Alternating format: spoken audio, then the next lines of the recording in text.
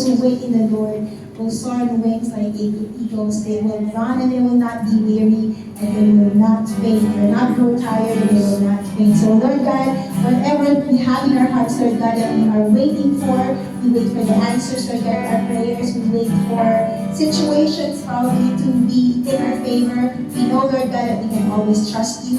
We know that you know what you are doing in our lives. We can always entrust everything unto you, all our plans and all our cares, because you care for us. You are above all. You are all of all the kings of all the kings, and you deserve the highest glory and the highest honor. Let's sing above all. Above all powers, above all kings, above all nature and all created things, above all wisdom and all ways of man. You were here before the world began.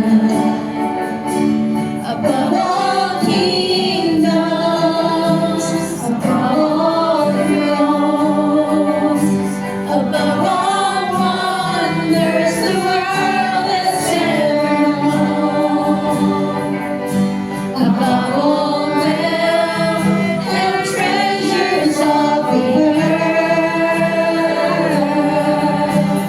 There's no way to measure what you're worth.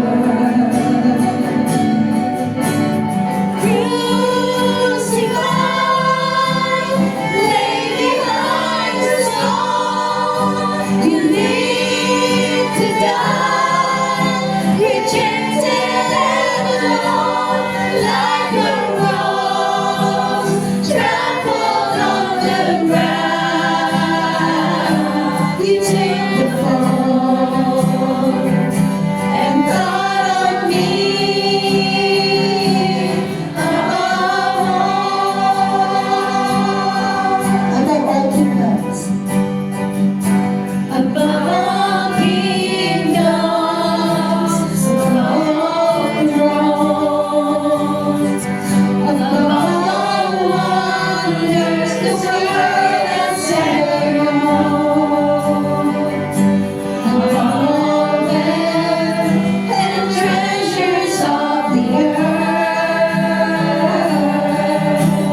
There's no way to measure what you're worth. Crucified, lay behind the stone. You live to die, rejected and alone, like a rose trampled on the ground. You took the fall and thought of me above all. Crucified, lay behind the stone. You need to die, rejected and alone, like a rose trampled on the ground. You took the fall and thought of me above all. Like a rose trampled on the ground. You took the fall and thought of me above all. Once more, Lord, we thank you for your kind of love, Lord, that is constant, unending, unfailing, unconditional. What else can we ask for, Lord God? We know that you have loved us dearly, even before we have even created in the world. You have already loved us. We thank you, Lord God, for your great love, and we know that we cannot thank you enough But we ask you to continue to transform our lives, Lord God, that it will be according to your calling and the purpose that you have called us to be. This we pray in Jesus' name. Amen. Okay, let's all be seated and ready our hearts as we give the floor to our speaker, Brother Ben.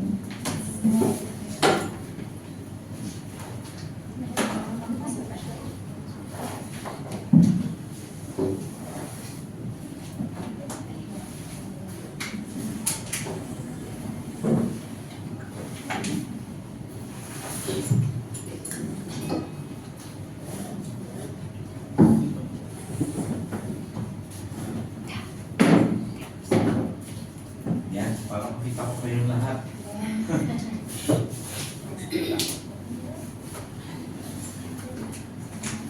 God is good. All the time. God is good. Hallelujah. Magandang, sabi nga ni Sister Nina, magandang maulang umaga sa inyo lahat. At mapagpalang umuulan ng blessing ng Panginoon sa ating lahat. Sa totoo lang mga kapatid, I myself have struggled. Sabi nga ni Mrs. kanina, nasa labas kami, Mrs. Rose, at kamusta na, sabi ko, umulan, meron din akong struggle, flesh. No? In fact, it's been like a few days. Kaya sabi mo kanina kasi sana umabot ako so second Sunday. Because I know Pastor John Ray is scheduling me on every second Sunday of the month.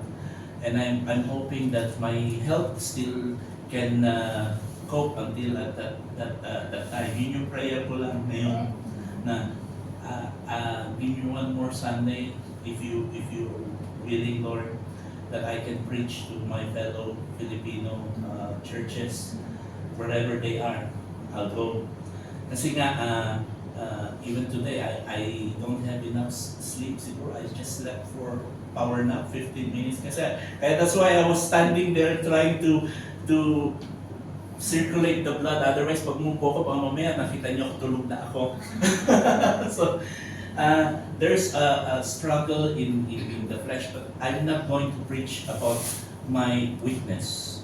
I'm going to preach about how compassionate is our Savior is. So I'm entitling our topic today as compassionate Savior. And it is taken from the book of Matthew, chapter 9, verses 36 to 38. If I could request you all to rise, so I'll read it together with you. Matthew chapter 9, verse 36 to 38. But when he saw the multitudes, he was full with compassion for them, because they were weary and scattered, like sheep having no shepherd. Then he said to his disciples, the harvest is plentiful, but the laborers are few. Therefore, pray the Lord of the harvest to send out laborers into his harvest. Amen. Amen. Be seated now.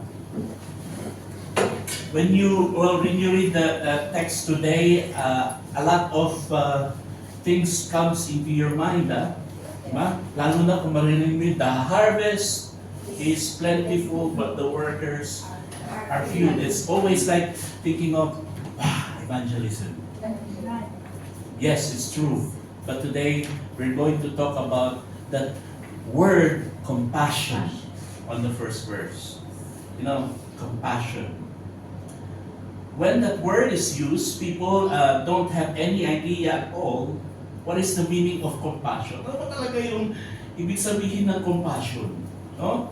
Some people think of compassion as weakness when they think of those compassionate people. Diba? Pagka tingin mo, yung tao yan, mahina yan kasi napaka-compassionate niya. Right?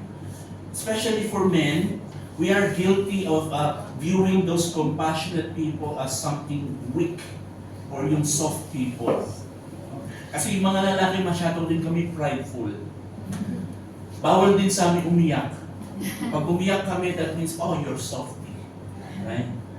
Pagka yung alam namin na we are already defeated, we will not show that we are defeated. Because for us men, we will say, that's softy, right?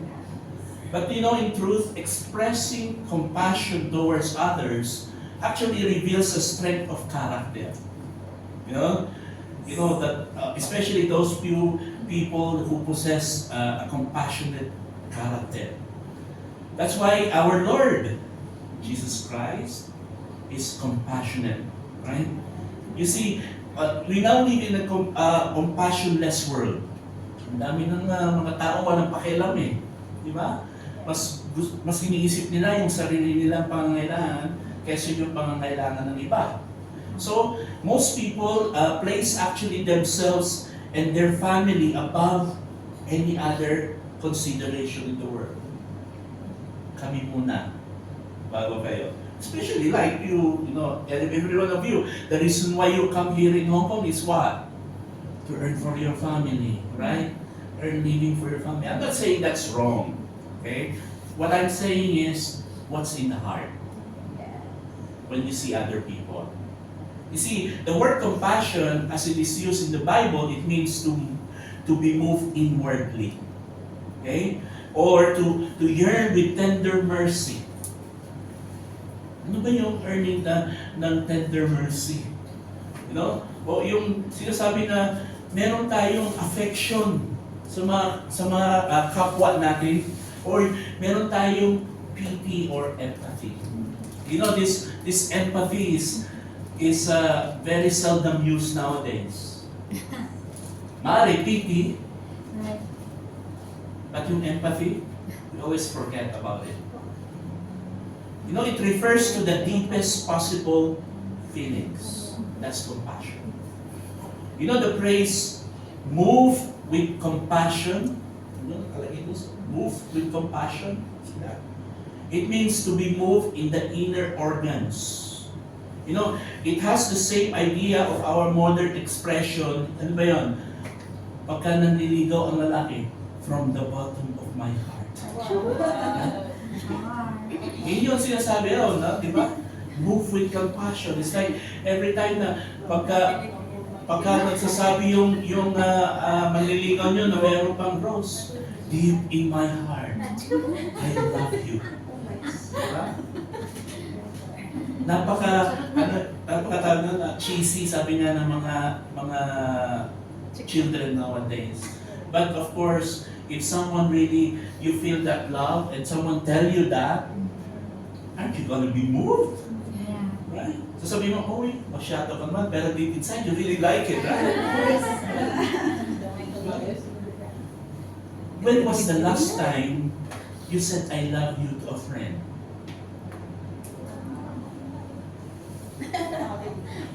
Right? We only say I love you to the persons that we were partnered with. But when was the last time you tell your friend, I love you? Right?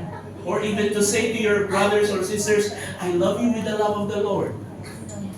Kasi we tend to think about na, oh, alam na niya yan. I'm here. Kaya sabi nga, action speaks louder than words. But sometimes, sorry ladies, for us men, we cannot really read what your action is. That's why we need sometimes your word as well. I'm sorry. Good thing